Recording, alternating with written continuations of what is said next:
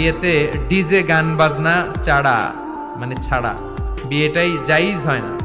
এই বয়ানটা করবেন। আচ্ছা, আর কোরআন শরীফ কদু ছাড়া পড়া যাবে? ডিজে গান লাগায় ও শেফালি কেন পানে জর্দা মেশালি, তোকে দেখে গাই যে আমি রিমিক্স কাওয়ালি।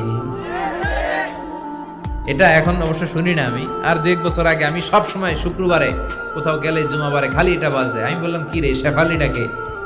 হুজুর এটা এই দেশের শেফালি না, এটা ইন্ডিয়ান শেফালি। আছে না নাই? বাংলার ভিতরে ঢুকছে এখন হিন্দি। আছে না নাই? না, বিয়েতে আপনি কি করতে পারবেন? উৎসব করতে পারবেন, তবে প্রাপ্তবয়স্ক নারী পুরুষরা নয়, ছোট বাচ্চারা, ছোট বাচ্চা ছেলেমেয়েরা নাচ গান করবে। আর একটু বাজনাও বাজাতে পারবেন, তবে এটা দফ দিয়ে। কি দিয়ে? ঢোল দিয়ে নয়, হারমোনিয়াম দিয়ে নয়, গিটার দিয়ে নয়, বাঁশি দিয়ে নয়।